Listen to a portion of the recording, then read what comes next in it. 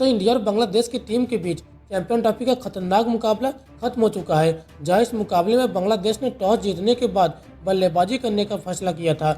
लेकिन उनका यह फैसला आज के दिन बेहद ही खराब साबित हुआ, क्योंकि पहले ही ओवर में मोहम्मद शमी ने सौम्य सरकार को आउट कर दिया था और वह अपना खाता भी नहीं खोल पाए थे। इसके बाद अगले ही ओवर में कप्तान शांतो भी बिना खाता खोले हर्षित राणा की गेंद का शिकार बन बैठे और इसके बाद 26 रन के स्कोर पर मोहम्मद शमी ने मेहदी हसन को भी आउट कर दिया था और वह केवल 5 रन बनाकर आउट हुए थे। जहां एक तरफ तंजीद हसन इस मैच में अच्छी बल्लेबाजी कर रहे थे, लेकिन वो भी 35 रन के स्कोर पर 25 रन बनाकर अक्षर पटेल की गेंद का शिकार बन बैठे। इसके बाद दोस्तों, अगले ही गेंद पर अक्षर पटेल ने मुस्तफिजुर रहीम को आउट कर दिया था और वो अपना खाता नहीं खोल पाए थे और अक्षर पटेल हैट्रिक पर पहुंच गए थे। और इसके बाद उन्होंने अगली गेंद पर लगभग बल्लेबाज को आउट भी कर दिया था और उनकी हैट्रिक लगभग पूरी हो गई थी। लेकिन रोहित शर्मा ने एक आसान सा कैच छोड़ दिया, जिसके बाद रोहित शर्मा अपने आप से काफी ज्यादा नाराज नजर आ रहे थे और उन्होंने मैदान पर ही हाथ जोड़ना चालू कर दिया था। हालांकि इसके बाद तौहीद हृदय और जाकिर अली ने कमाल का प्रदर्शन किया। यहाँ बीच में भारत के खिलाड़ियों ने बेहद ही खराब फील्डिंग करी थी, क्योंकि हार्दिक पांड्या ने एक कैच छोड़ा था। इसके साथ साथ केएल राहुल ने भी एक स्टंपिंग मिस की थी और इसके बाद इन दोनों बल्लेबाजों ने भारत के गेंदबाजों को कोई मौका नहीं दिया। इन दोनों बल्लेबाजों ने 6 विकेट के लिए 154 रनों की पार्टनरशिप कर डाली थी। और दोस्तों, इस मैच में बांग्लादेश की जबरदस्त वापसी कर ली थी, जहां इस मैच में दोनों ही बल्लेबाज ने अर्धशतक पूरा कर चुके थे।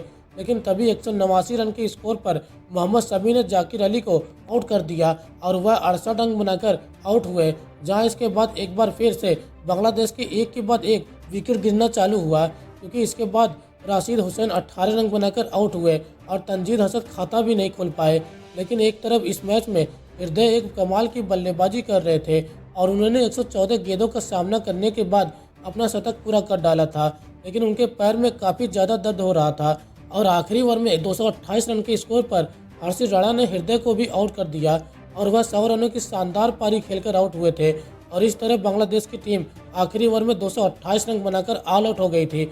जहां इस मैच में मोहम्मद शमी ने कमाल की गेंदबाजी करी। उन्होंने अपने 10 ओवर में 53 रन देकर 5 विकेट लिए थे। तो उनके अलावा हर्षित राणा को भी 3 विकेट मिले थे और अक्षर पटेल ने भी 2 विकेट लिए थे। भारत को यह मैच जीतने के लिए 229 रन बनाने थे और जब इसके बाद भारत की टीम इस टारगेट का पीछा करने उतरी तो फिर इस मैच में भारत की शुरुआत रोहित शर्मा और सुमन गिल ने काफ़ी शानदार अंदाज में कर दी, कि ये दोनों बल्लेबाज इस मैच में काफ़ी शानदार बल्लेबाजी कर रहे थे और एक के बाद एक चौके छक्कों की बरसात कर रहे थे। जीतने की ओर काफ़ी तेज़ी से आगे बढ़ती जा रही थी। इन दोनों बल्लेबाजों ने पहले विकेट के लिए 69 रनों की शानदार पार्टनरशिप भी कर डाली थी। लेकिन दोस्तों, पावर प्ले की आखिरी गेंद पर तस्कीन अहमद ने रोहित शर्मा को आउट कर दिया और रोहित शर्मा 36 गेंदों में 41 रनों की शानदार पारी खेलकर आउट हुए थे। जहां एक तरफ सुमन गिल कमाल की बल्लेबाजी कर रहे थे, लेकिन उनका साथ देने के लिए अब विराट कोहली उतरे थे और इन दोनों बल्लेबाजों ने यहां से भारत की पारी को संभालकर आगे बढ़ाया और देखते ही देखते भारत का स्कोर 100 रनों के पार पहुंच चुका था। लेकिन इसी बीच 112 रन के स्कोर पर राशिद हुसैन ने विराट कोहली को आउट कर दिया और कोहली 22 रन बनाकर आउट हुए।